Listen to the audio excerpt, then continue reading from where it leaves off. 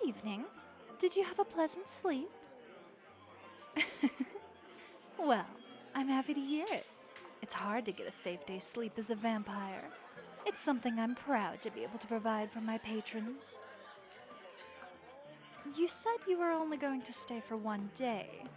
Are you sure you don't want to stay a few more? Let yourself be really well rested before the journey? Oh, a vampire on a mission, eh?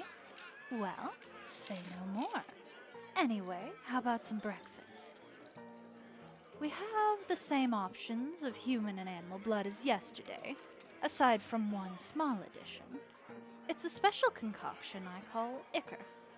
The specific ingredients are a trade secret, but let it suffice to say that it's a mix of blood from several special magical creatures. I only serve it at breakfast, partly because I don't have much of it at any one time, and partly because, well, why don't you try some on the house? Every vampire ought to taste ichor at least once in their life. Didn't think blood could have a kick, did you? Yeah, it'll wake you right up. You're going to be full of energy today. Can't drink too much of this or your heart might start beating again. So, you're out on a bit of a personal quest, eh? I won't pry into the specifics, but what direction is it taking you in? I've traveled all over. I know all the best routes for vampires to use. Well, that's a pickle then, isn't it? You know what you're looking for, but not where. Any leads at all? Huh. Well, I can still give you some options. If you don't know where to find something, I'd head to Heron's Mouth up north. It's a seaside city, and it has a reputation for attracting the rarest items in the world. The best part is that even if what you're looking for isn't there, there's likely somebody who knows where it is. The city draws collectors and researchers, so you can find an expert on just about anything. To get there, you'll want to head for the coast. The marshes lead to it, you just head west. There's a fantastic road for vampires there. It goes under some cliffs. The ocean carved out some of the bottom, so there's a nice long stretch of stone shelf overhead that you can follow to keep you out of sight and out of the sun.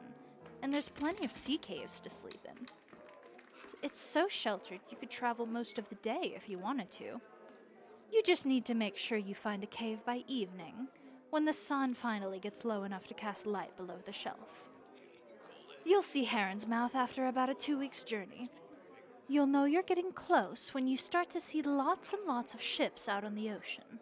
Obviously, you'll have to hide the fact that you're a vampire, but you won't have to worry about walking around town at night. There's people up at all hours, and most of the eclectic researchers that are likely to know where your goal is, especially like to stay up late. Worried they won't know their stuff, eh? Have you consulted experts on whatever this is before? That's rough. Sounds like you've been searching for a while. You're an awfully young vampire. Have you been searching since you got turned? Since before? Now that's determination. Not letting an undead curse stop you.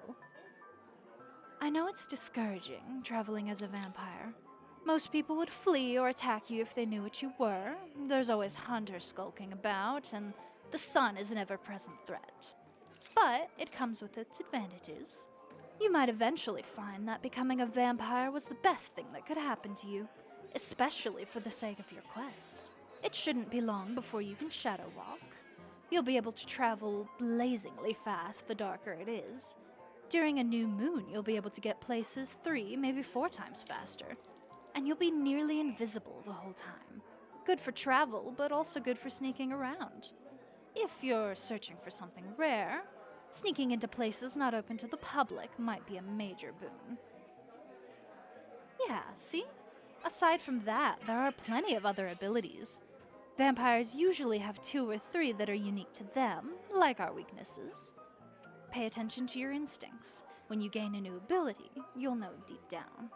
For example, I can make people forget. It's awfully handy. Plenty of hunters have searched for this inn over the years. I could kill them, but it's much more effective to make them forget they found it. So many hunters have come back claiming they never found the inn. They're starting to think it's a myth. But as a vampire traveler, there's one ability you don't need to wait around for, and that's good sense. The most important thing for you is to be cautious and not take unnecessary risks. Don't trust the living, and don't travel anywhere unless you're sure you can reach shelter before sunrise, even if it means turning back the way you came. Better to try again the next night than be burnt to a crisp. It won't be easy, but as I'm sure you already understand, there are plenty of dangers on the road. But luckily for you, I sell supplies.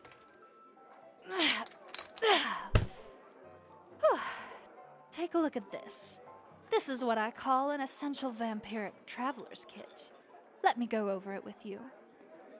There's an outfit here that will fully protect you from the sun.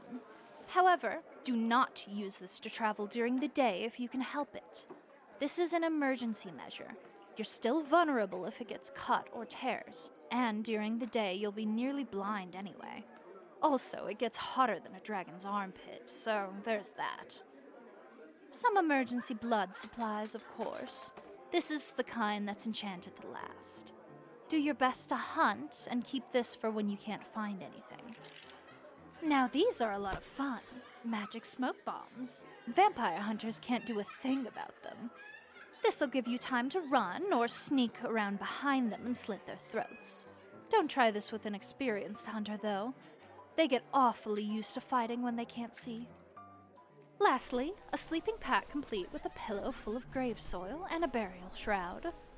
It won't be as restful as sleeping in the Red Fang Inn, but it should be a lot nicer than what you've been having, I'm sure. The whole bundle will cost you 3 coppers since you're young. I need to make a living, but I'd rather live a bit leaner than let you die out there. Perfect. Then here you go. I'll throw in a couple of free bottles of blood, too. So, are you headed out right away? Nervous about hitting the road, huh? I get that.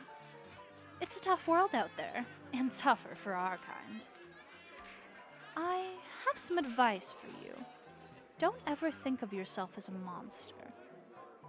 It doesn't sound like survival advice, but it is. I see too many vampires give up when things get hard because deep down they think they're better off not existing. And on the other hand, some end up doing horrible things that draw hunters to them like flies because they think they're supposed to be cruel. You are who you are. You don't deserve to die. And you're not destined to be a tyrant. Do what you have to do to survive. Don't do more, and don't do less. Now, you may not be staying for another day, but you're free to spend some more time in the main hall until you're ready to leave. I wouldn't recommend waiting too long. You want to be able to have time to find shelter before morning. But there's nothing wrong with taking some time to work up your nerve. I'm going to help some other customers. If you decide to leave before I return, I bid you farewell.